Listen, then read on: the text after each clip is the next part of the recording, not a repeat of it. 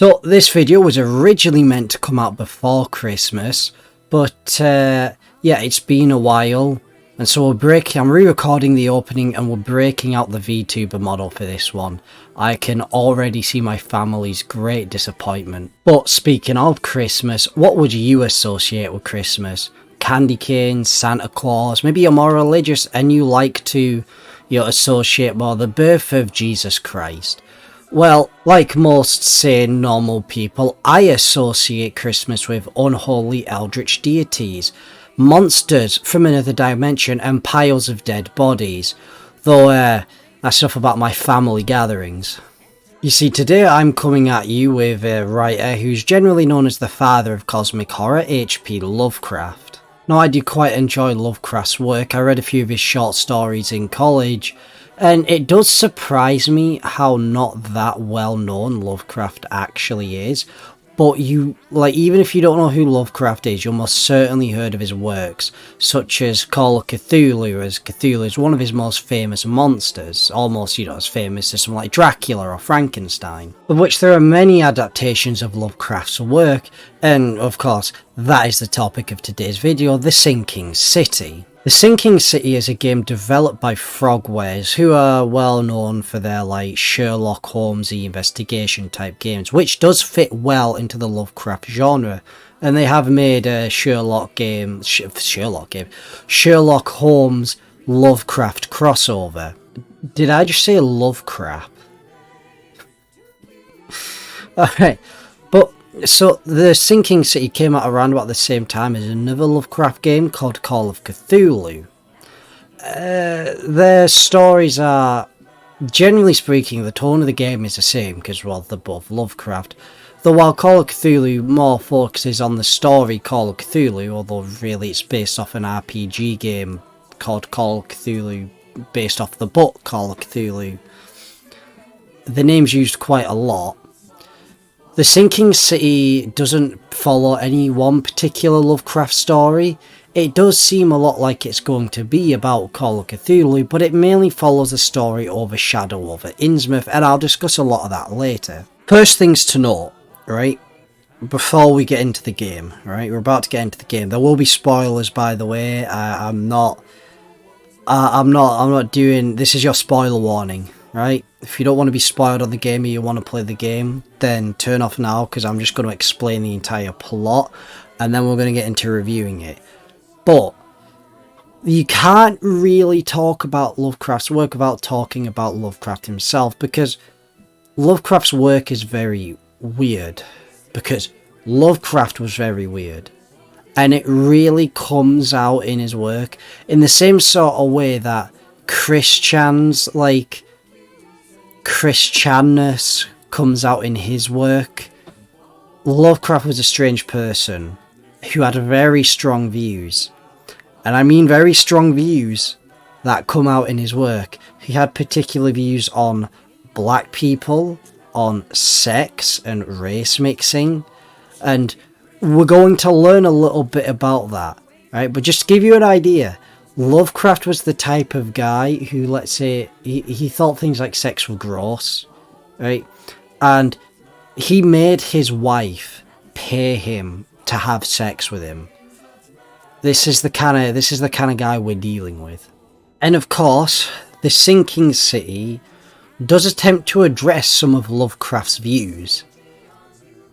They didn't really hit the mark, and we'll discuss it later on. But I could appreciate that Frogwares, unlike most of the things which will just, try and negate Lovecraft's stronger opinions. I can appreciate that I'm hissing up my words. Right. I can appreciate that Frogwares, had the balls to try. They did. You'll have a fun time when we get to that part of the game. Now, for all of you youngins who may not understand what I mean by Lovecraft had some strong views, did I just say Lovecraft again? For any of you youngins who may not understand what I mean when I say that Lovecraft had some strong views, let me put it in a way you'll understand. Come here. Get closer.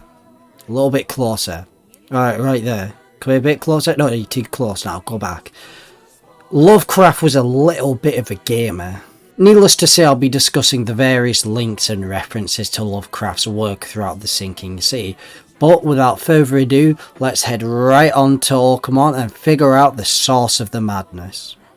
Now, to start us off, we actually begin in the game's loading screen. We receive a letter from a Mr. Johannes Vanderberg discussing that many people from the city of Orcamont are having very similar visions to our main character of the city drowning, and offering us a solution as to find out where these visions come from. As we are loaded into the game, we're introduced to a horrific maw that frightens our character as he awakens from a nightmare. There are also pictures of him from what seems to be his days in the Navy, and it's revealed that he was actually a soldier during World War I, and he sure does seem to be having some major issues. And as he steps outside, they appear to be underwater with this giant monster floating above them, and then he just falls into some gaping maw. I'm assuming that's some sort of symbolism for jumping into the deep end, but it's revealed this whole time that he was just on a boat, just arriving at the city of Orcamont. Now, on this boat we can find, the letter from the loading screen from Johannes Vanderberg explaining why we're coming to Orcamont, though this room gives us a little bit of a taste on how the rest of the game is going to play. So in the game, when you head to locations that are aligned with your mission, they'll have a little spyglass on them. Now, yellow means you found all of the key evidence, and green means you found all of the evidence. The significance of this simply is that, so if you get yellow, that's just all that you need to progress, of course, but if you find green, I don't think that gives you any extra options. I think it just gives you a better idea as to what happened. Now, in this menu section, we also have our Mind Palace, which is where we can piece clues together to figure out what's going on. Our case book, which discusses the missions we're currently doing and where to go. Our law, which is just telling us about what's happened. Skills, which is, that should be obvious. It's just skills like advancing health, advancing stamina. Your map is simply the, map of the city, and you best get acquainted with it because we'll be using it quite a lot, but I want to explain it a little bit later.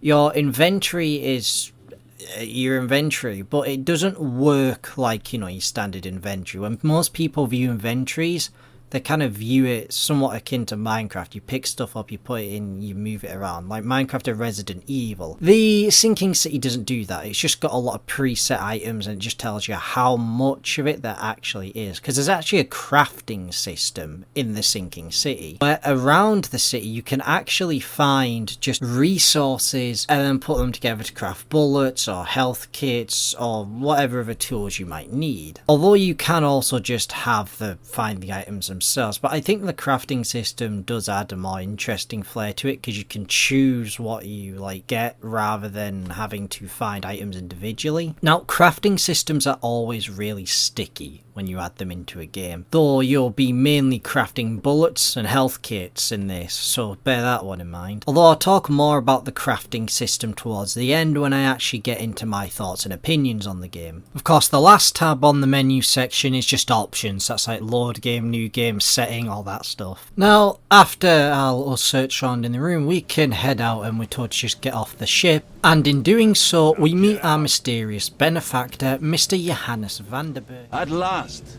Mr. Charles Reed. What a pleasure to finally meet you in the flesh. Nice to meet you. Johannes Vanderberg, at your service. I did promise to meet you the moment you arrived. Ah, much obliged, Mr. Vanderberg. I guess I didn't expect you to mean so literally. Please call me Johannes. But where are my manners? Welcome to the proud city of Oakmont. Alas, now is not its finest hour, though it is its most important. Who you may notice is wearing a particularly interesting yellow outfit. Of course, the game is very forthcoming with the fact that he's wearing this yellow outfit, and it doesn't take, much insight to know what that's supposed to be. Common trope with horror, and especially cosmic horror, is that distinct yellow characters are usually meant to be Hastur, also known as the King in Yellow, from the story The King in Yellow. And the King in Yellow is commonly associated with Lovecraft and the Lovecraft mythos, though it actually predates Lovecraft by about 50 years. And of course I was giddy with delight because this is the start of where my Lovecraft knowledge begins to come into play. Charles Reed, the private detective that we play as, and Johannes have a bit of a conversation that reveals quite a bit about Oakmont. The place is very mysterious and hard to find. Apparently it doesn't even exist on any maps, which raises questions, but I'm sure in the future they'll all be answered. Johannes simply tells us to go find a fellow called Robert Throgmorton. Johannes also tells us where we'll be staying at, the Devil's Reef Inn. The name Devil's Reef actually comes from the story Shadow over Innsmouth, as the Devil's Reef is a small island off the coast of the city of Innsmouth. In fact, if you look at the map, you'll find that a lot of the names of things are just filled with references from Lovecraft stories, because, well, what better thing to name street names after? Johannes also tells us about how he's marked things like the police station, other sorts of places on our map, and this becomes important because you see, we have to look through a lot of archives, a lot of places, in order to actually find leads. If we're stuck on a place and don't know where to go, we can go to these these places he's marked. Like, let's say we look like someone's been murdered, for example. Like, you get in one of the missions where it's like, I don't know, someone's been murdered in Eastern Shells, or like the Shells. Well, you can go to the police station, look at victims, look at like areas, look at the the Shells, and it'll tell you where it happened, who the suspects are, all that sort of stuff. So you can learn quite a lot, and it really forces you to use your intuition, which I rather like. It doesn't handhold you, does this game. After talking Johannes, we simply head towards the city, where we'll be greeted with a crime scene and we'll meet Mr. Robert Throgmorton, who looks like an ape man. That's another Lovecraft reference, by the way. Robert Throgmorton is clearly supposed to be from the story The White Ape, also known as Arthur Jermyn, where basically a guy has sex with a gorilla and has many gorilla babies. In Throgmorton's house there are even references to going to the Congo and such, much like in the, the book The White Ape. There's a lot of references to having sex with weird things and making hybrids in Lovecraft's work, if you didn't know. Please forgive the question, but I've never met a man quite like you before. That's because no man measures up to the Throgmorton lineage. Proud and powerful blood flows through our veins. My father united with a certain royal family, which has blessed all our offspring with these exquisite features. Though we talk with Mr. Throgmorton and find out that he's looking for his son as something's happened, and we agree to look around for, well, Mr. Throgmorton's son. What we find is that he was effectively washed up, and some fellows found him, and Mr. Throgmorton's son basically went mental. He was on some sort of expedition, well, which we find out a bit later, and he saw something that made him go mad, and he was mumbling, rambling on about nonsense. We also find out it was Lewis the Innsmouther who killed him, and we can choose to help Lewis for some unbeknownst reason, or just dob him into the authorities, which is what I did. But a lot of what we learn from this expedition is that we have this like sixth sense where we can sort of in our minds piece together what happened, like see glimpses of the past. There are two ways we can do it. Once we find all of the key evidence, it will open up and then it all goes blue and we can piece together the events that happened. And I have some opinions on this that I'll explain towards the end of the video. Or if we find certain objects, then we can sort of like mirror into the past to see what happened. Like we've got a bit of like a psychic seance thing, like visions. We got psychic visions going on. But upon finding out what happened, of course, to his son, we then go back to Robert Throgmorton and, well, tell him, and he's not too happy. Robert Throgmorton divulges more that his son was on some sort of expedition, and of course he wants to enlist our help to find out what happened. But before I carry on, let's just take a little look back at the killer, this weird looking fish fella. Why are they like that? What is with this like horrifying look? Well, we're going to get onto that later on because there's a point that kind of brings it up perfectly.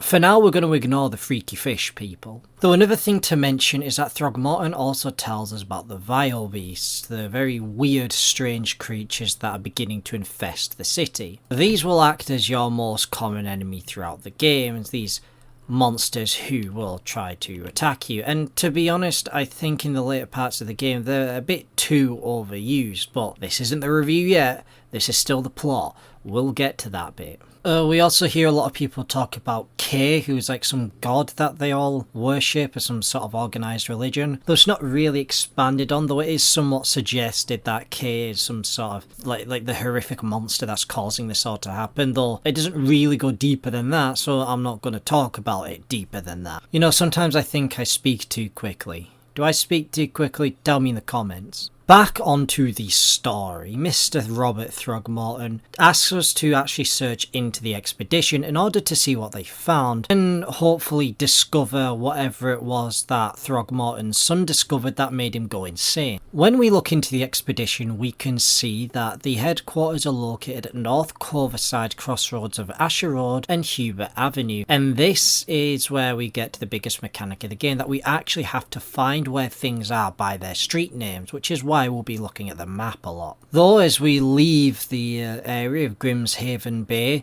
we're introduced to this vision.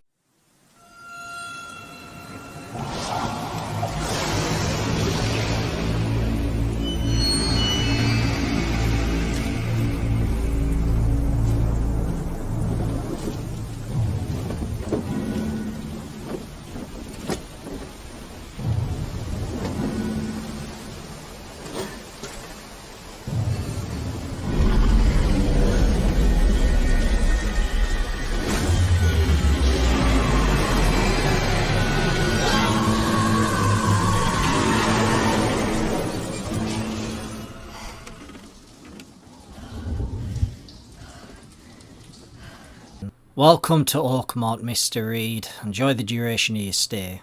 We wake up in the Devil's Reef Hotel and find out that we were actually taken back to the Devil's Reef by Johannes, who had found us passed out on the floor. When arriving at the expedition headquarters, we in fact find out that the place has been broken into and smashed up. Someone, we do not yet know who, was trying to stop the expedition from uncovering something. Though in our little Sixth Sense memories, we do notice that the people who broke in and smashed up the place do refer to Dagon. And if you are unaware, Dagon is one of the Lovecraftian gods, very similar to Cthulhu. But they also mention a newspaper advertisement, which we then go to the Oakmont Chronicles to find this advertisement and go find a Captain Jeremiah Sanders, who apparently led the expedition. We go to look for him, but apparently on his ship there was a shootout and he ran away. Anyway, since he's been injured, we then head to the hospital to find him. He just reveals to us that they went searching for something underwater that may be in the cause of all this madness, and him and his crew and the expedition all went mad and died. Anyway, because Charles Reed has the biggest brain known to man, he decides, well, do you know what I should do? I should just find a diving suit and just waltz on down there by my lonesome. Charles, you're a fucking genius. Now, the first question is, where do we get a diving suit from? Well, lucky for us, the captain here knows a factory of where to get diving suits. On our way to the factory, we meet a fella called Vince who asks us to help with something, but that's a side mission, and there are lots of side missions in this game. And I might go over a couple of them later because they're all references to Lovecraft stories, but for now we're just sticking to the main story. Anyway, we find the factory, it's just kind of empty, and so we do the wise thing and just walk in and rob a suit. Now, how would you rob a diving suit from a factory? Me, I prefer the method of just putting the thing in my pocket and walking out. Anyway, so we'll go to an offshore rock with a diving winch, and I'm thinking, like, wouldn't these things be crewed, manned by a lot of people? But Okay, oh well, alright, we just get in the diving suit and we go down into the deep ocean. And now we're winched deep underwater. If you'll notice with a lot of Lovecraft's work, water, the sea and oceans has a lot of influence on Lovecraft's work because he really didn't like the ocean. Which is an interesting thing about Lovecraft in that he wrote about the things that scared him. As we go down we see visions of the diving crew getting attacked. And then we eventually find ourselves in this underwater pocket. Like, dude, the air in there is going to be so stale, it's probably going to suffocate you. And then, of course, we find a few remnants of the crew, in fact, who've gone a bit mad. We see these visions of this woman who's found this strange artifact. And while they were there, they were ambushed by a bunch of Innsmouthers who stole the artifact and their lady. Anyway, we have a choice to either save the scientists and tell Throgmorton where they are, or just leave them to die. I honestly can't remember what I did, but I probably just left them to die. Anyway, so we head back up to the surface via use of inflatables, which that is a very good way to get barotrauma. Anyway, realistically, our characters should just be dead after that. But, well, no, we've still got like 8 more hours of this game to go. Anyway, we find out what happened. We go back and tell Mr. Throgmorton, and then he tells us that we need to find Professor Harriet Dorr and where they took her. So this then starts us on our next mission, Quid Pro Quo. Now, when I got this game like a year or so ago, and I kind of just, at this point, like, I got stuck on Quid Pro Quo and just kind of decided to do all the side missions instead. So a lot of my time was spent doing all the side missions. Throgmorton actually gives us a side mission here, which we have to find an old mirror, and that we discover a bit more about his father, which links more into, you know, the whole story of the White Ear. So to get back onto the main storyline, we have to go to the police station in order to look through their records. We find that there were a few people suspected of breaking in, and they're from something called the EOD, which run the fish market. As we head to the fish market, we discover that the EOD just gives fish away for free as a form of food in order to help the hungry and needy. The EOD seem to be a very charitable organisation, though she'll tell us they're not a charity yet, of course. And they try to ease the suffering, in her words, a very, very noble cause. And then the woman tries to come on to me. It's Charles, not Charlie. Oh, but you're too sweet to be a Charles. Your adorable, rugged hangdog look just screams Charlie to me. Puts a smile on my face. Oh, fine. And since I'm only a little lad and don't understand her sexual advances, I begin to cry and run away. We start asking about her superiors, but apparently we need to earn a rank in the EOD to know this, which is a bit strange. It shows a lack of transparency and is almost very cult-like. I wonder if there's any sort of suggestions here. Though apparently somebody has been trying to steal the fish from their stall and they want us to investigate it for them in order to prove ourselves so that they'll let us in. So we go there, we go to the storage, and the guy there says, well, I don't know why he's trying to break in, like why steal what you can just get for free, which is particularly strange. While there we discover that in fact the person wasn't trying to steal the fish, they were trying to poison it with ricin. But why? Why would somebody want to poison all of the food being distributed free to help the needy? Of course, the guy guarding it, Daryl, is concerned that the fish is being poisoned and is worried he's going to take the blame and they'll fucking murder him. And so, of course, we have to side with our homie Daryl and just allow them to have the poisoned fish just to save Daryl's ass. I quite like Daryl. Anyway, the bottle of ricin clearly came from the Oakmont University, so we go there and see who would have access to this sort of thing, and we find out that the most likely person to have access would be the chemistry professor. We discover the professor that would have had access to ricin was Professor Cavendish, so we head to the town hall to find his address and then head to his house. Cavendish, in his home, seems to have had a bit of some, well, marital problems with his wife, as well as the fact that he seems to have a distinct hatred for the EOD. In his home, we can also find news articles about a strange increase in missing persons report all across Oakmont.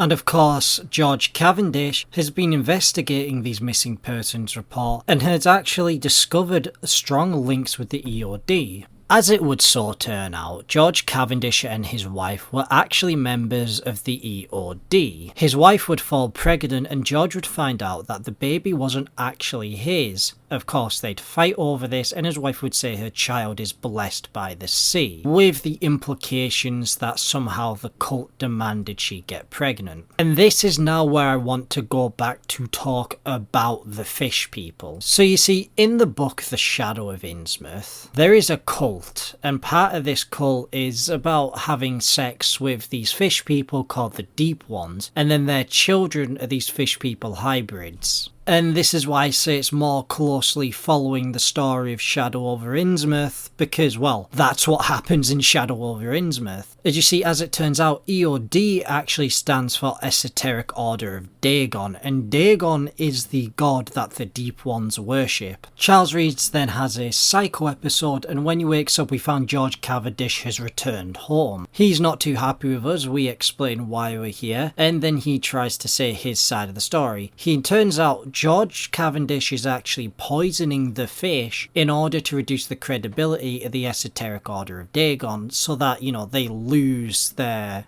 sort of hold over the Oakmont. And he gives us a proposition. Do we help him poison all of the fish, or do we just dob him into the police? Well, I of course helped him, and I poisoned the fish, because whenever I play games like these, I always just go against whatever the cult says. Like, me and cults, we don't mix. So we go and poison the fish. We then go back to Daryl and tell him to get out of here. So anyway, we poison the fish and then go back to George Cavendish for what we're here for. We want to know if he knows anything about Professor Harriet Dorr, the person we're looking for. And he says he has an agent in the EOD who can tell us where she is. So we go to this agent, but he wants to be smuggled out of the city before we tell him. So we then have to go to a bar who is doing a lot of this smuggling, who then will tell us to go to this other guy who is the one that does all of the smuggling, called Carpenter.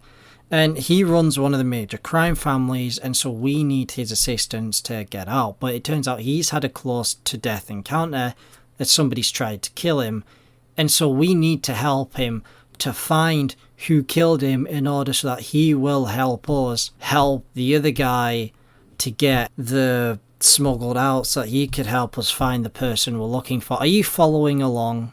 So of course, what does Carpenter want? Well, somebody tried to kill Carpenter and he wants us to find out who. But I don't really think it matters to the story all that much. I mean, I'll just sum it up for you. He went to the Esoteric Order of Dagon in order to find, like, immortality to make himself young again. But they was, like, set him up to kill him, and his son, who was part of the cult, was basically the one trying to get him killed. Which brings us to an interesting choice we have to make. We have to side with Carpenter or his son, so we have to kill one or the other. But you see, the thing is, so Carpenter is a cruel crime boss, an evil man, right? And so it's like, oh well, he's a bad person, and his son is meant to be generous, he's feeding the hungry and all, but his son's also, you know, part of the cult. And so I just tattletaled on Carpenter and his son and got him killed. Though the notable thing about this mission is the boss fight with Shub-Niggurath. Now, Shub-Niggurath is a Lovecraftian deity that first appears in, well, she was first mentioned in the Dunwich Horror, but she also has a bit more of a presence in The Whisper in Darkness. However, she's not a very expanded on Lovecraft monster. She is quite mysterious, for as mysterious as Lovecraft's work already is. Though what we do know about her is that she births many horrific monsters from her many mouths, which she has a tendency to just devour. And of course we defeat her by throwing these explosive rocks she keeps spitting up back into her mouth. Though what's weird about this is the only boss fight in the entire game. All the other times we're just either fighting Vile Beast or guys with guns, and so this feels a bit weird and out of place because nothing else like it actually happens. But I'll have to discuss more about the combat later. Though, getting back on track, after helping Carpenter, he offers then to help smuggle our man out. So after helping Fred get out of the city, he then gives us the address for a meeting with a Mr. Ebonot Blackwood, who's a high-ranking member of the Esoteric Order of Dagon that can tell us where he's keeping Professor Harriet Dorr. However, when we show up to this meeting place, there are a lot of peculiar hooded fellows that seem to have lynched and shot up the place. Whilst The Ku Klux Klan! Oh no! It seems that some gang which holds a grudge against the Order has gotten there before we have. Now, for the perceptive among you, you might think, that looks similar. Is this an analogy for the KKK? Well, let me tell you, you're wrong. It's not an analogy for the KKK. It just is the KKK. You see, after tracking them down to their headquarters, they do just kind of have like KKK flags everywhere. They have KKK written on the walls and they're all in hoods. They've just gone the whole hog and have just decided to throw in the KKK. I mean, it makes sense historically. This is 1920s America. Though their base seems to have been ransacked by some of the vile beasts. So we're going to take a step back here to discuss the Ku Klux Klan. Now, it's not hard to see what they're trying to do here. They're trying to make, racism analogies, like equate the fish people to like blacks or oppressed minorities, and the KKK to, I don't know, I guess the KKK. I mean, my audience shares a brain cell, so you lot can just pass it around to realise what the creators mean by this. There are, however, some problems with likening 1920s black people to fishmen. For example, all we've seen of the fishmen, right, like the first time we see them, we see that they go crazy and can't control their actions and just kill people. They are literally hybrid monsters made in the image of an eldritch god that wants to enslave humanity. And not to mention the people in quotation marks that the KKK killed were the cultists that were kidnapping people and raping women in order to produce more of these fish monsters. Tell me, Frogwares, what can you possibly mean by that? I suppose it's always fun to give the good guys some sort of moral complexity. It might also work better if this wasn't a Lovecraft story, one of the most racist writers to have existed. And also consider that the book that this section of the game is based off of, The Shadow over Innsmouth, is a book entirely about why race mixing is wrong. And I'm not saying anything about the developers of this game. All I'm saying is that, like we've got an overtly racist story written by a massive, an extreme racist, and to cover for this, they just, threw in the KKK to make me feel bad for, the inhuman, monstrous fish rapists. No, I think I'm siding with the KKK on this one. It's a very bold move for Frogwares to make the KKK seem like the heroes. You know what, they should have just gone the whole hog. All I'm saying is white makes right. Anyway, so after helping the KKK with their little vile beast problems, we head upstairs to the Imperial Wizard and ask him where Ebonot went. And apparently he will escape back to his hideout, and the KKK tell us where that is. We head there, but not before asking the Imperial Wizard to show us a magic trick at which he shotguns us in our little tummy. You're addressing the Imperial Wizard Gordon Mayer, newcomer. Show some damn respect. What the druck did you just say to me? Come on, Gord. Don't be shy. Pull a rabbit out of a hat, or maybe a hood would be more appropriate. That's enough out of your kisser, you little weasel!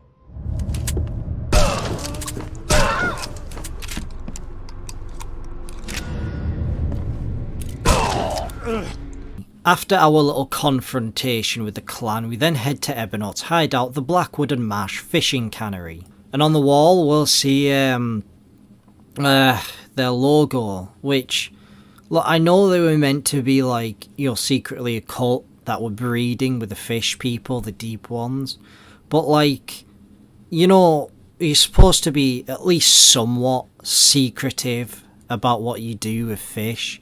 It's not usually meant to be this on the nose. Let's just ignore this monstrosity. But after that we find out that Ebonot and his team were planning to make a dive, at which we head there to dive down after them. When we go down there and find Ebonot, he tells us that Harriet Dorr has a purpose that we apparently have no part of. We then head deeper to find Harriet Dorr, and she's doing something with this seal. Now, it seems that Harriet Dorr and the Esoteric Order of Dagon wish to keep some monster that lives underneath the city sealed away called Katiganor. Now, Katiganor is obviously just meant to be Cthulhu, right? Or Cthulhu, as Lovecraft would say. Apparently that's the correct way to say it. Lovecraft's words, not mine. So you might think, well, they're the cultists, wouldn't they want to release Katiganor?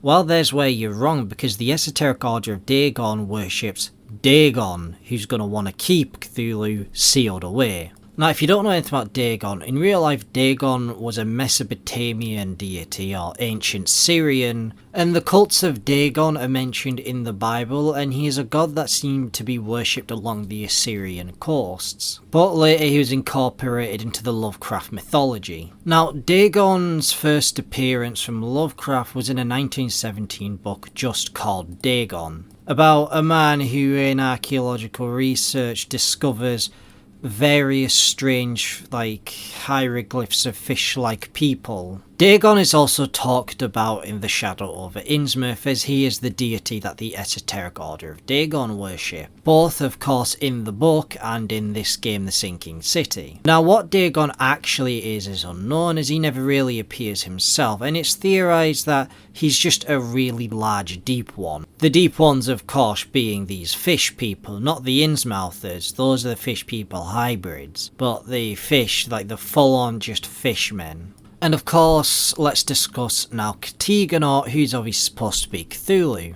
And I know I just said that Cthulhu, as Lovecraft says, was the proper pronunciation, but that's retarded, so I'm just going to go with Cthulhu. Now, Cthulhu is Lovecraft's most well-known monster. It is a creature that affects people's dreams and gives them nightmares, and he rests deep asleep under the earth. Call of Cthulhu is of course Lovecraft's most well-known book, and it involves an investigator who's trying to discover about the ancient deity Cthulhu, as he's been having many terrible nightmares about it, and end up coming to an ancient city called Relay in order to discover the mysteries of this monster. Now, Cthulhu has been adapted and changed a lot in very many variations of work. Many Lovecraft, many not Lovecraft, some even South Park. And he is most certainly Lovecraft's most well-known monster. I don't know why in this they called him Cthulhu instead of just Cthulhu, but oh well. Now, we run deeper to find our Professor Harriet Dorr, which when we find her, she's obviously gone mad, rambling on about nonsense we probably could have already guessed. But she has the seal of Cthulhu, so we have to take that from it. Now, we can either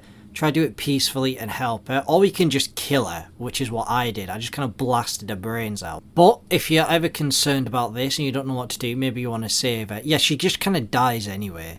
She just drowns, so, you know, it doesn't really matter. Anyway, we have a schizo moment and then get knocked out. Once we come around, we find ourselves in a hospital bed, waking up to our good old friend Johannes. For asking the wrong questions, Mr. Reed. I'm here because I heard you were admitted. You don't seem the frail sort, so my interest was piqued. I said, now stop playing coy with me. Your #1 fan is waiting. What can I say? Acquiring information is something of a hobby of mine.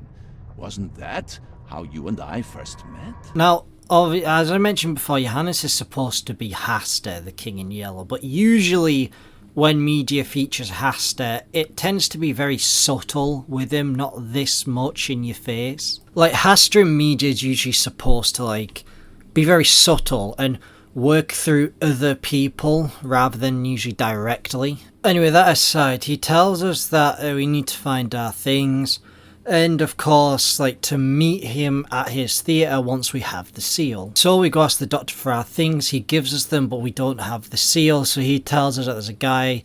The guy handed him is a fellow called Billy Drunan that he knows that likes a drink and hangs around the bar, so we head to the bar to meet Billy Drunan, who tells us where he found us so we can investigate it for ourselves. Of course, notice Billy's yellow tie. I wonder if that'll come important later. Anyway, so we go there, find that it was Blackwood who stole the seal, and now we have to go find where Blackwood went. Anyway, we go back to the bar to ask about Ebenote Blackwood, and the barteller tells us where Ebenote, the Blackwood Manor actually is, and so we head there. And mind you, this bartender's eyes are so narrow. Look at that. Look how narrow his eyes are.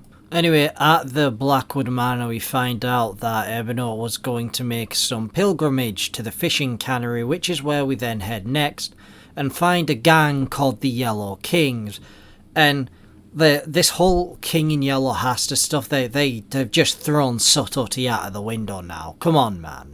Anyway, after investigating around the Blackwood Marsh factory, Ebonot shows up and he offers us to cure us of the whole insanity illness stuff. Now, if you agree to it, it goes wrong and nothing happens and he just disappears for the rest of the game.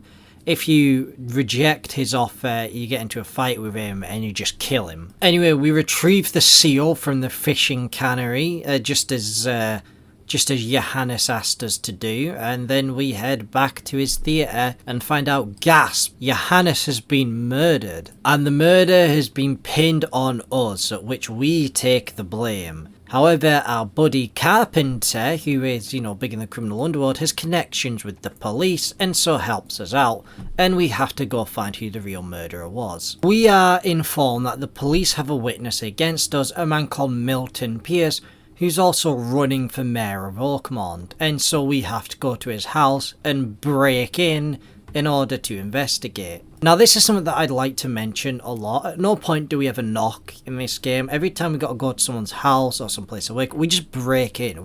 Nobody locks their doors in Oakmont, and you would think that in a city like this, where people are being kidnapped and murdered, you'd want to lock your doors. But no, we just barge into people's homes. Anyway, so yeah, we investigate Milton Pierce's whole apartment. We find The Prince by Machiavelli on the table. Now, if you don't know anything about the book The Prince, this isn't Lovecraftian, this is just political science.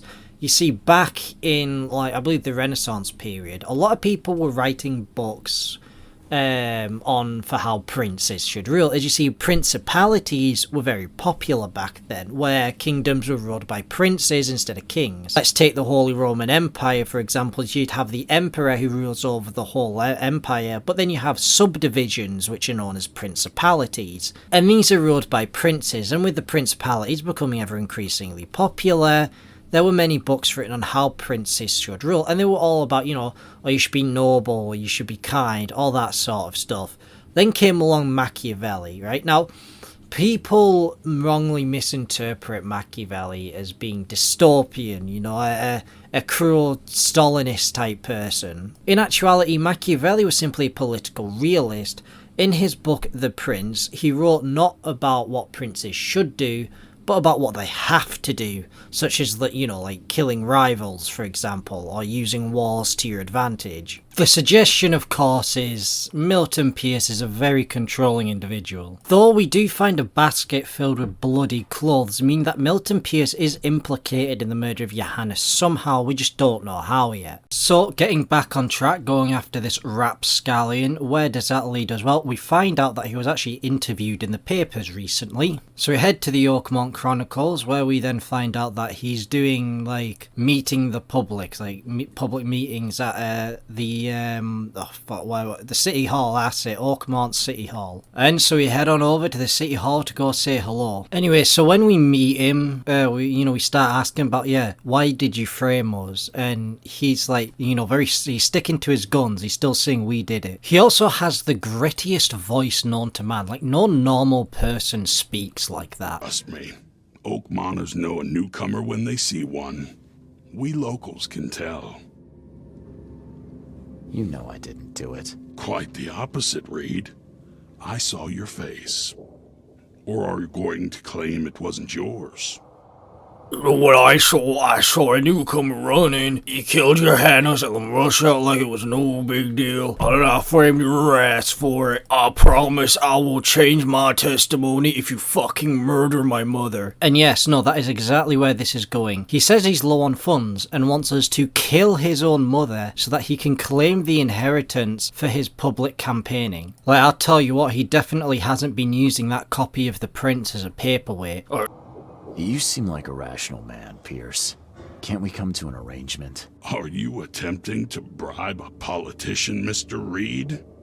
What makes you think I'd accept such an offer? Are you attempting to bribe a politician, Mr. Reed? Yeah, no, like everyone else, what's new? I bet whoever wrote that line thought that they were making such a meta commentary. Of course, this game thinks it's better with subtlety than it actually is. So anyway, after admiring the portrait of Milton Pierce as a Roman emperor, we then head out, and what I did after this point was I decided to go look for the actual killer. Yet, should we head to, like, next door from him in the city hall and use their records, we should be able to find that the man who we suspect is the murderer is a fellow called Glenn Byers. And of course, like with every other person in this game, we barge into his apartment and say hello. He reveals to us that yes, he did murder Johannes, but it was all a set-up. This gang kidnapped his family and told him they would only release them once he's killed the person he's supposed to kill. However, even though he's killed them, the gang still has his family.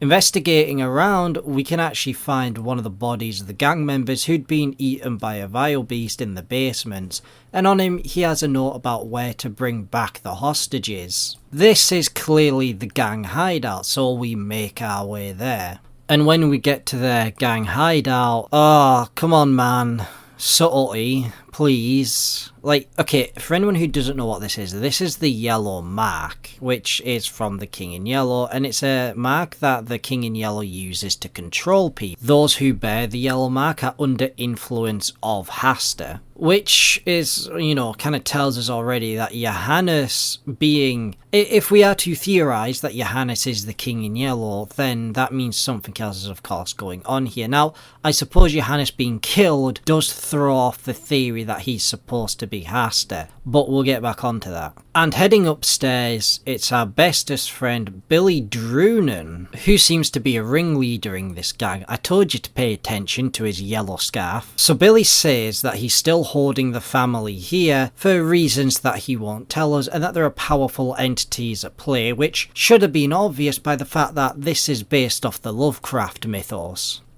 Which we get into a fight with him and just kill him. I mean, you could also just leave and leave his family alone and bully Glenn Byers out of giving him giving you the murder weapon, and that'll come in handy later. But I just chose to execute Billy and his goons. And snooping around after you kill them, you can actually find a letter that shows that Milton Pierce was involved with this gang somehow. Anyway, we find his family and then help release them. So we go back to old Glenn, telling that we helped his family out, and he's ecstatic and he's saying, oh, I'll turn myself into the police. But wait a moment, Glenn. You don't need to do that. I have other plans. So you can just let Glenn turn himself into the police. And this mission has quite a few choices in it. You know, you could have killed Milton Pierce's mother, and you could have, like, just had Glenn turned in, right? Or you can pick the better option, which is what I did, and you can frame Milton Pierce by planting the murder weapon in his room. Why? Well, because he's a dickhead, and I don't like him, so he can take the fall for this. I also killed his mother anyway. And I've dealt with the cellar. Oh, thank you. May I offer a toast? Please do. To your good health. Why, thank you. Perhaps I waited too long to open this bottle. It tastes off. Charles, I don't feel well.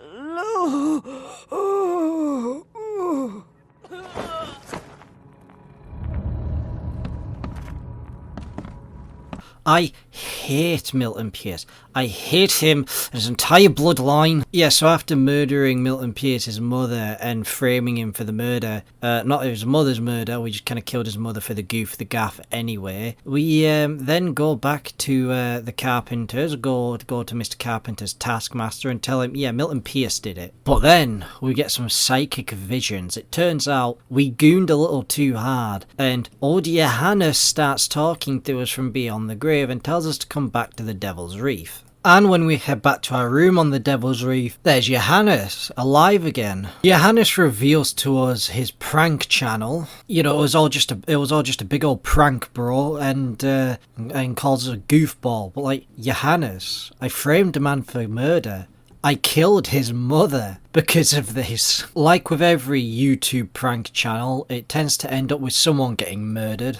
Oh, sorry, it's not a prank channel, it's a social experiment. So FouseyTube over here tells us that he wants to open Katiganor's gates in order to release whatever's in there. Though we are told that apparently the seal is not complete and there are 3 other pieces that we need, and so we are sent after an archaeologist who will be able to help us find them. But before we go and look for Joseph Hill, I think we should stop for a moment to pay attention to Johannes van der Berg. Now, Johannes van der Berg is a Dutch name, but what does it actually mean? Well, van der Berg is Dutch for of the mountain, and Johannes is derived from John, which is of course Hebrew for God is gracious. So if you were to begin to decipher what Johannes van der Berg's name means, well, it would translate into gracious God of the mountain. Which, I'm not saying that's a reference to Lovecraft's Mountains of Madness, but, you know, it isn't this is entirely about Lovecraft references.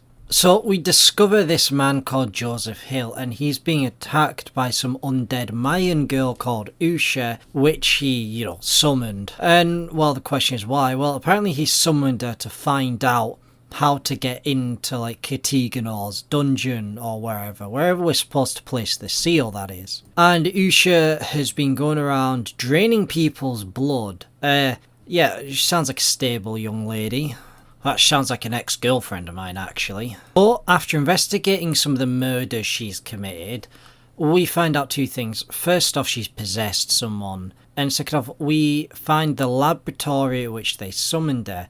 Now, what we also find is that they were apparently torturing her for the information. Anyway, we're jumped by Usha, but Usha doesn't want to kill us, she actually wants to help us. And she wants us to keep the gates sealed. And it is pretty interesting how all of the characters who know what's going on, they all want different things. So Usha said she'll help us if we kill the archaeologist who had her trapped.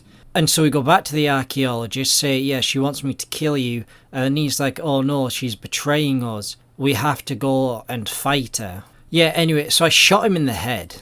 And then I went back to Usha, and she told me about where I can go to start finding the other parts of the seal. But she didn't tell me exactly where they were. She just sent me on another quest to find somebody else. And that kind of pissed me off. So when I stopped talking to her, I shot her in the back. Meet your fate. She believes you will choose what is right.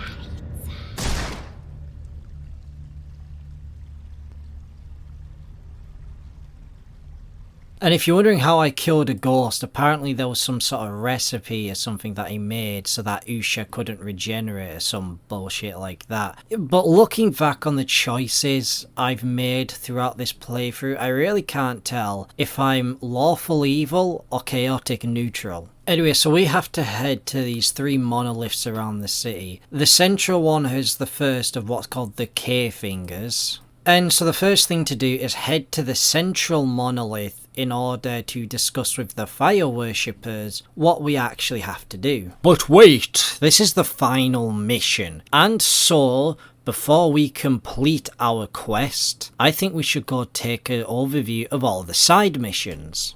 I took this time to finish all the side missions that I didn't finish previously, all the new ones I've got. And some of them are pretty alright, like some of them you just have to find dead bodies for this grave, like this grave digging fellow. Or earlier on where Throgmorton gives us a mission to find his old mirror.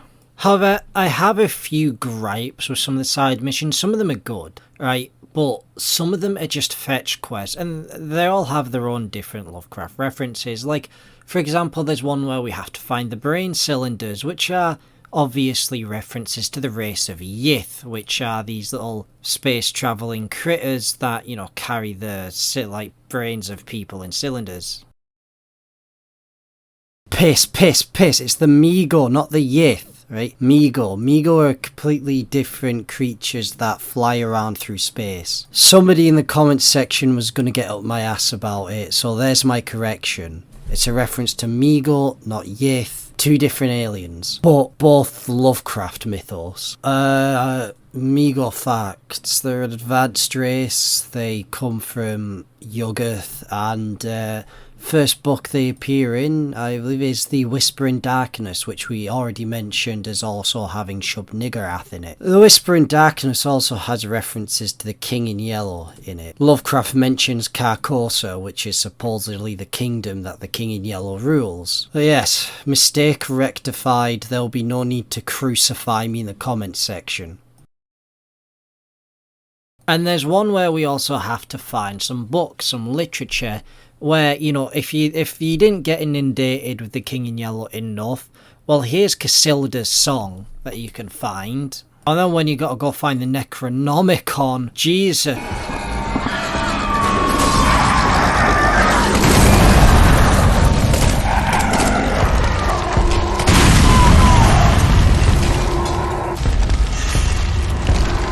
Fucking Christ. I was wrong, by the way, about the Shub-Niggurath being the only boss fight in this game. But most of these side missions are kind of boring because they all use the same preset layout. And all you're really doing is just darting around this city. Like, I understand the idea of getting you to, you know, explore the city more. That's a good idea, but if it's just like, if you go into buildings with all these same preset layouts, with only slight differences to them to put things in different places, then it does get kind of irritating after the 5th side mission where you have to do this.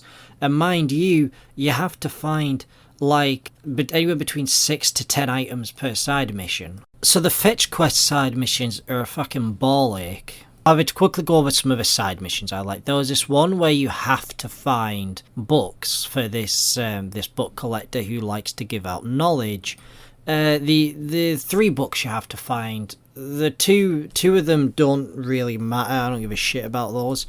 But there's one that was interesting. So for one of them, you walk into this building and there are these 3 students reading a book, right? And then you head upstairs, okay, so let me restart. So these 3 students just kind of reading, right? You just see them around and they tell you to leave them alone. But you head upstairs and you take a little look around and, there's something strange here. And so you use your little mind's eye to see what's going on. And you hear those students discuss, wow, we've made these duplicates. They look exactly like us. And then it opens up a murder scene where we find those 3 students dead and torn apart. Only to realise, oh boy, I don't think those people downstairs are exactly who they say they are. But we can find the original book in the wall, and when we do that, those students will turn on us and try to kill us, at which we just blast them in the head with the shotgun like I've done with like half of the residents of this town. Though some of the more interesting ones come from the Oakmont Chronicles. So there's one where we have to discover the mystery of a tiger that escaped the zoo. And it seems like it's following the Lovecraft story, The Hound, which is one of my favourite stories, where this guy hears this monster that's getting ever closer, but you can never actually see it. But eventually you find out that the tiger is just a guy who pretends to be a tiger in order to, you know, terrorise the criminals of the town. Nothing paranormal, nothing supernatural. It is just, it's like just a regular sort of, almost like a Sherlock Holmes kind of case, which I guess is fitting for Frogwares. But the next one is where we have to find a golem. You see, a golem at a restaurant has gone missing, and this story just gets... yeah. Come on, honey, get undressed. Don't keep Daddy waiting. Yeah, it just gets a bit interesting. And then we have to go save the golem. And you might be thinking, dude, it's just a clay model, why the hell do we have to save it? Haha, well, you're an absolute retard for saying it's just a clay model. I'm just gonna let this cutscene play.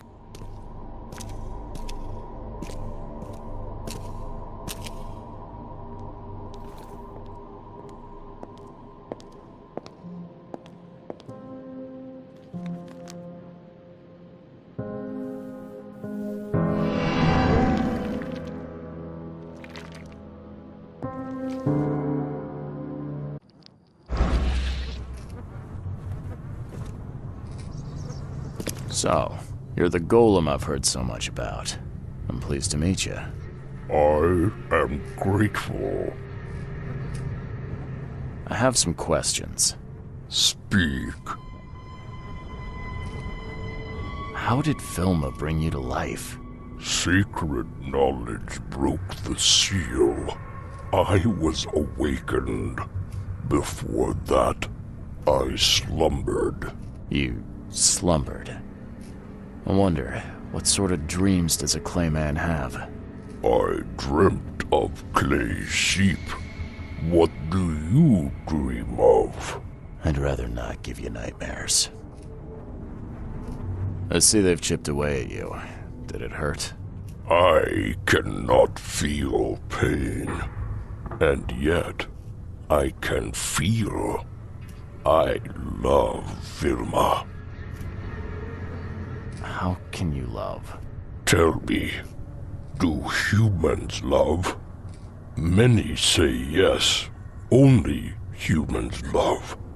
And yet, humans betray love, always. But I never will.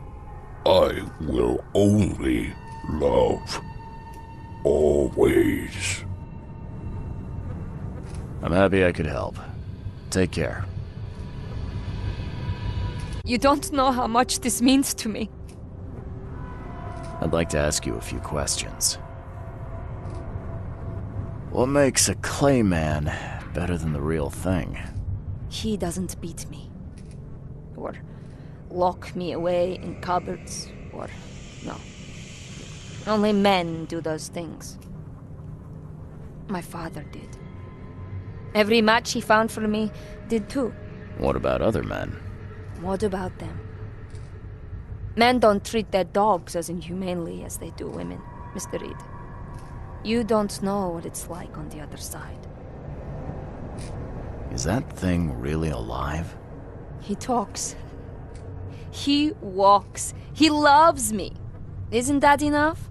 Are you sure he loves you? I'm very good with clay, Mr. Reed. I knew how to reshape him. What's the next move? We'll lay low. Probably somewhere in the shells. It's easy to hide there. Maybe we'll even find a way to leave the city. Leave the city? Now there's a mad idea. It's love, Mr. Reed. Of course it's mad. Don't worry about it. I'm just glad I was able to do some real good for you. Thank you. And before you go, Mr. Reed, please, promise you'll keep us a secret. We'll never have peace otherwise. I'll figure something. Thank you, mister. Yeah, okay. Just, yeah, sure, whatever. Of course, the moral of the story here is that women will literally get with a block of clay before you greasy incel. Just so we're all aware, this is obviously based off of Gustav fucking hell, how do I pronounce that? Gustav Meyrink's book, The Golem, which Lovecraft actually read and rather enjoyed. It's not all about Lovecraft's work. I mean, The King in Yellow, who had been seems like a big part of this game, was actually written by Robert W. Chambers. Just so we're all aware, that are other writers in here. But The Golem, come on, man, that's a bit of a bold move, man. It was at this point that I decided that's enough side missions for me. I think we should probably get back on to what's actually happening. Yeah, so we go to the fire worshippers, find out they've all burnt themselves alive, because, you know, you play with fire, you get burnt, I guess. There's one left, and she tells us what's going on, and then we just go into the basement, find notes showing where the remaining parts of the seal are, and we just head out to find them. I'm not going to bore you with how to get these parts of the seal, because it was getting fucking boring at this point. But once we have all the bits of the seal, we just go to the middle monolith and just head down into the depths where, you know, we continue to see all these sorts of weird, horrible creatures. And at some point we get the scene, the same scene that we had when we started dreaming, all the way back at the start of the game. We head down deeper, we see what it's been like in Oakmont, we see the fish people kidnapping and raping people.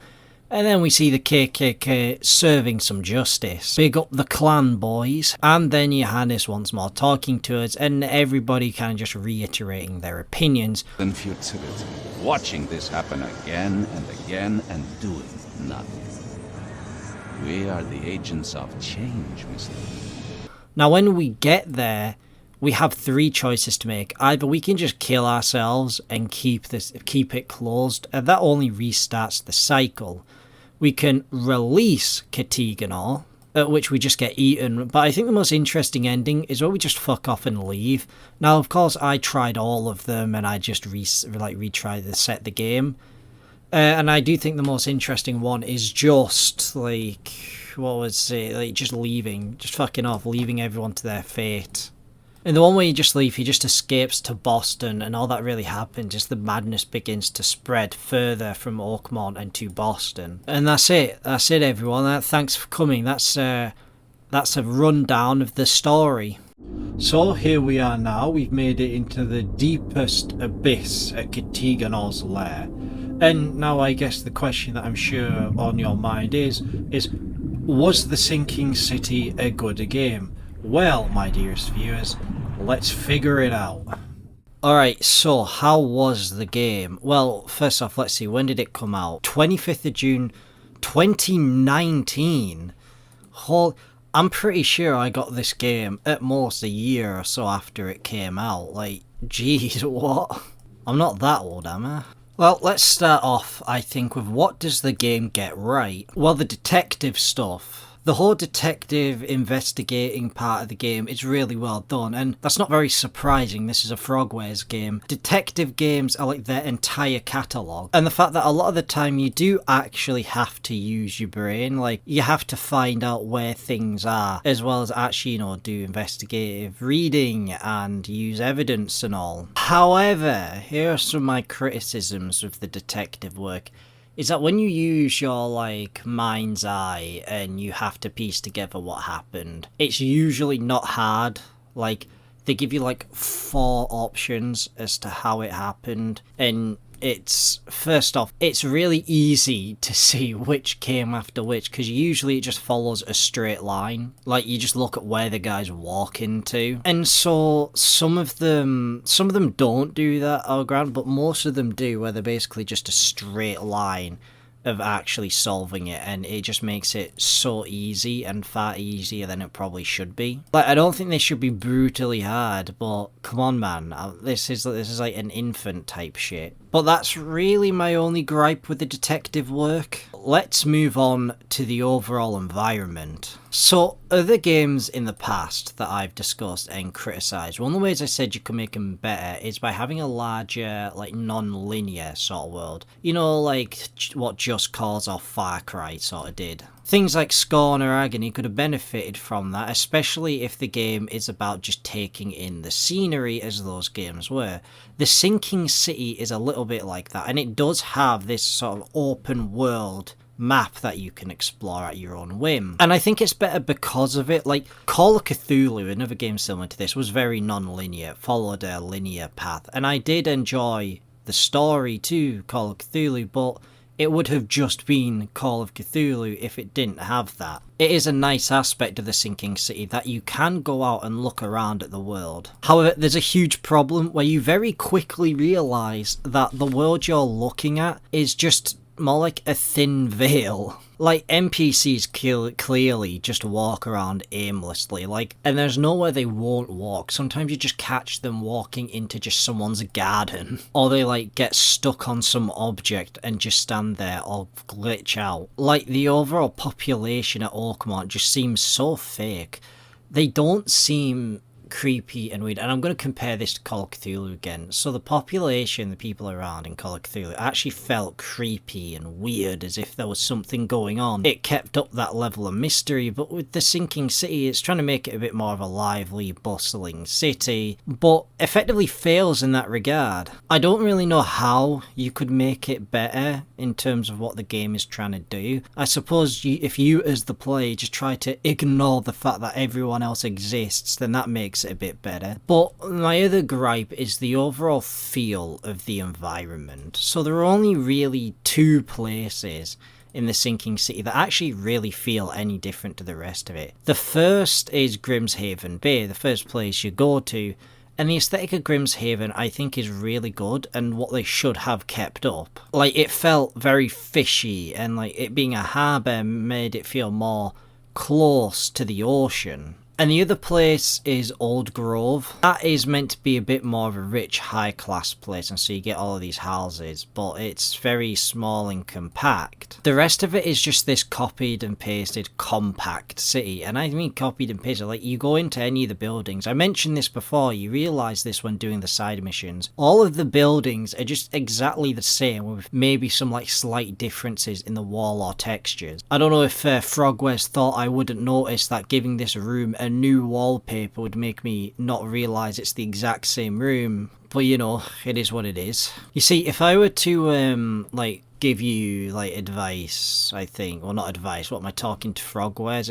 If you're watching this, follow my advice. Step 1, give me 50% of all of your income. Okay, jokes aside, if I were to think, okay, how would this map be made better, then I suggest like maybe the whole thing is just a city, right? If you ever played Little Nightmares 2, it feels a lot like the city in that, and I feel like it may have been better if it was like just, yes, an island, but it wasn't just a giant city, as if there was maybe more fieldy areas, and it was like sort of broken up effectively across the island was the most of Oakmont. It would probably help to not only naturally space things out, but to add more of an interesting variety. And copying and pasting things aren't that bad when it comes to sort of like a natural tree area, because like the forest does tend to blur into itself anyway, and you'd notice it much less. Less copying and pasting would probably also help to reduce the amount of texture errors that you see in every single one of these rooms that has been copied and pasted. There is something amusing about the fact that they made a mistake and then ended up importing this mistake all over the city. Ironically, you would think that copying and pasting it would mean that there would be less chance for errors, because they just have to focus on this one small area, make sure that was perfect, and then they could just copy and paste it. Though apparently Frogwares couldn't use their mind's eye to deduce that one.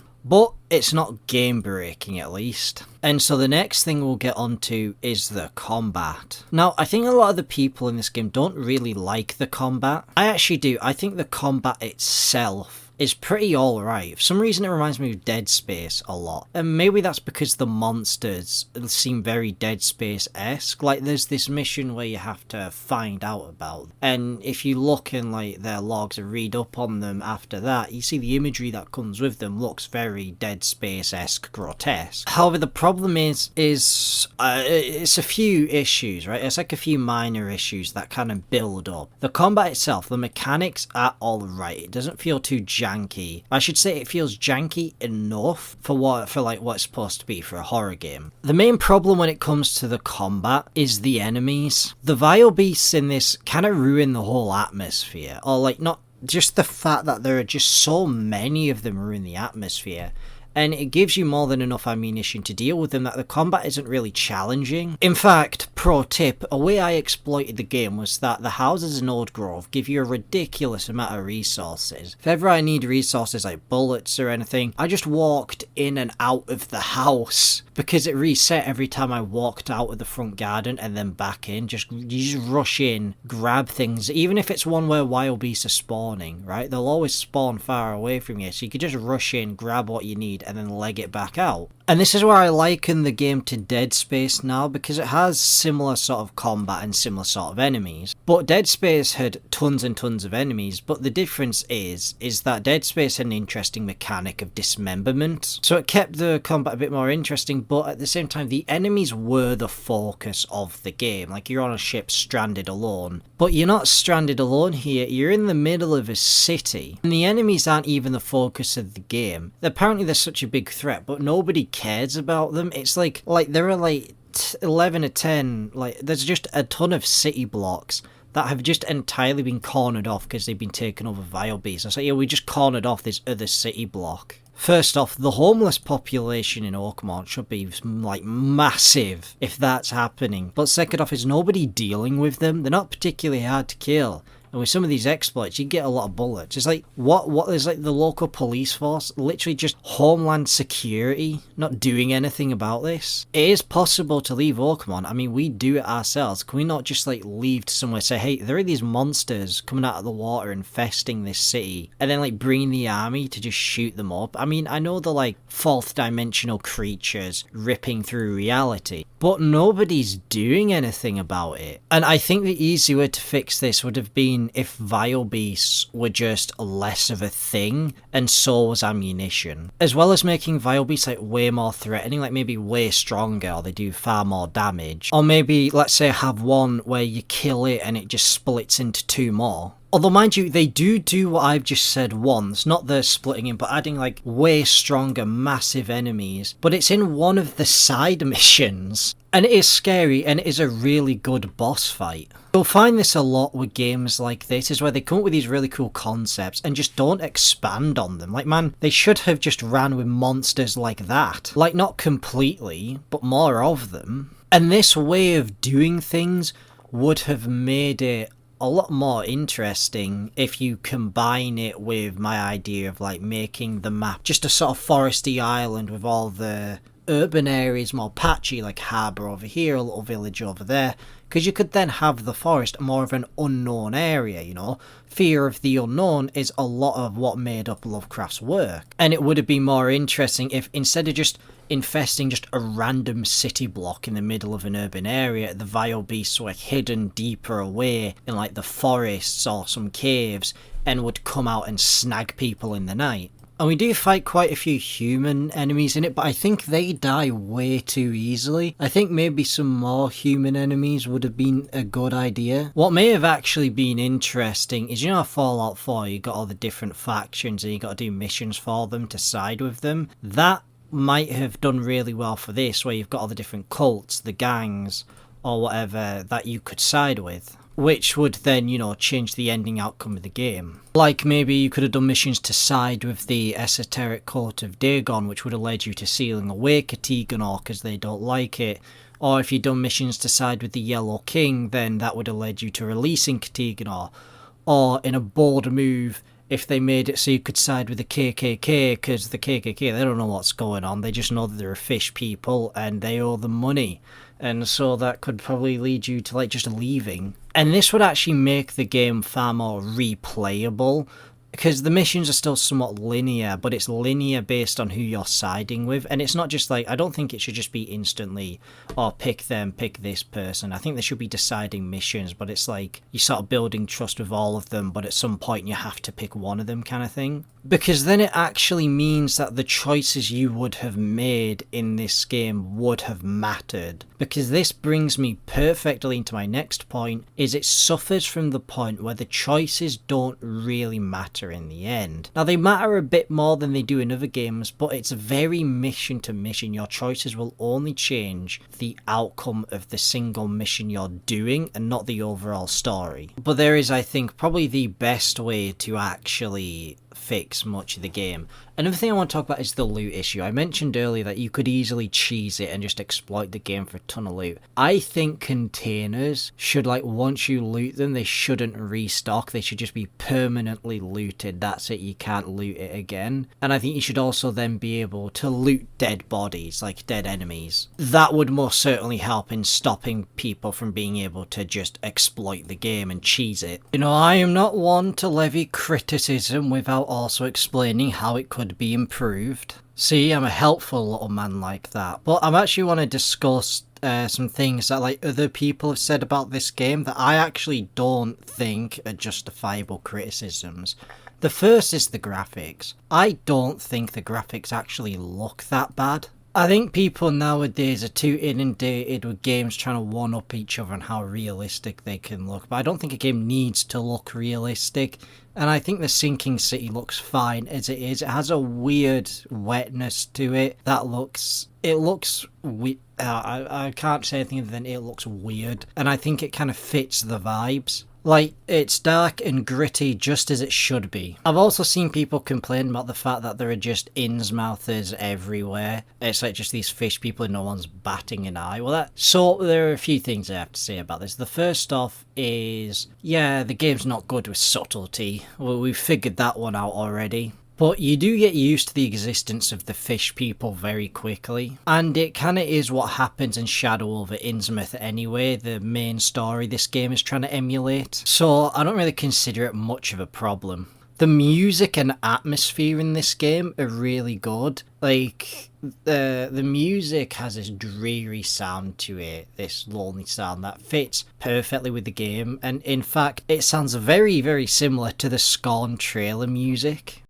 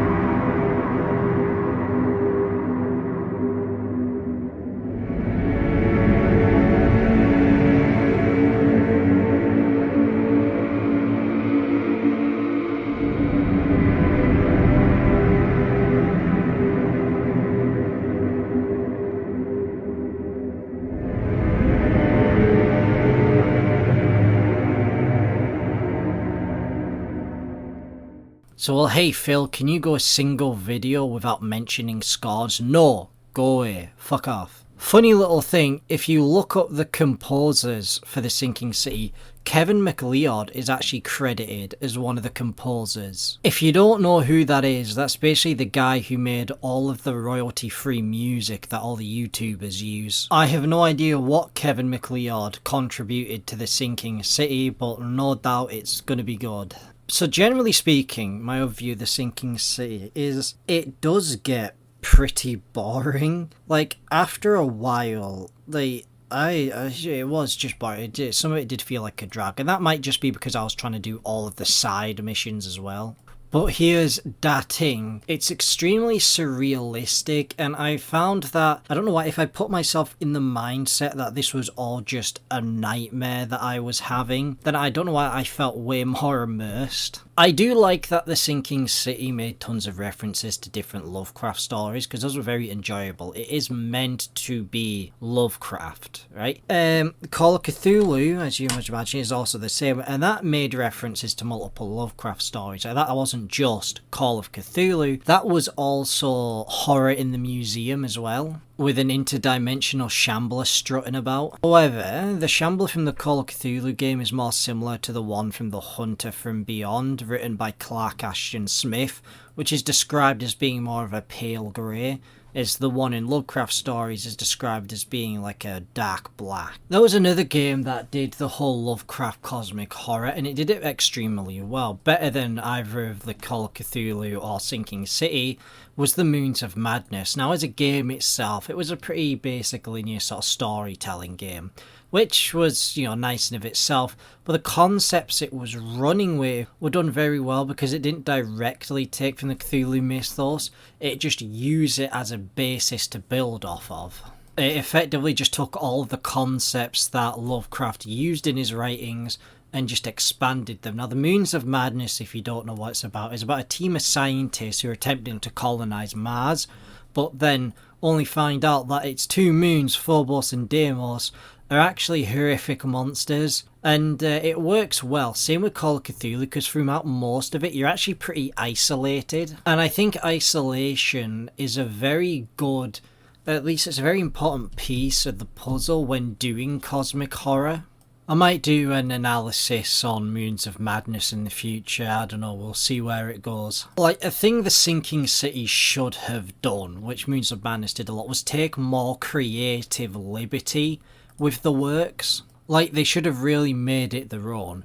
But after all, with all that being said, that's my praises, my criticisms, and my points of improvement for The Sinking City. I'm not going to say it's a good game. I do not know how it has mostly positive reviews, I can tell you that much. It's a deeply flawed game. But for what it's worth, it's still somewhat fun to play. It's still fun to play, right? I'll say it's fun to play. And if you're a Lovecraft fan, if you know all about Lovecraft's writing, you can snap your fingers and point at the TV screen, being like, "I recognise that." So, question: should you buy it? Well, I mean, £35 for this. That's like what, $50? Definitely not. I would not. I didn't spend the full amount of money on this. I just bought it when it was on sale, which is what you should do too. Speaking of which, it's on sale right now for only £3.50. 90% off. Okay, now that is a pretty good deal. If you're going to get this right now for £3.50, you should definitely buy it. Although, mind you, that deal ends in 2 days. And I don't think I'll have gotten this video out in 2 days. So you know what? Screw it. If you're watching this video, the deal's over and you can't get it anymore. So just like wait until next time it's on sale, I guess. Well, that's that. That'll be me signing out and resigning myself to a deep underwater tomb where I may awaken in a couple months to give you a new video. What will it be about? I've got absolutely no idea. Stay tuned.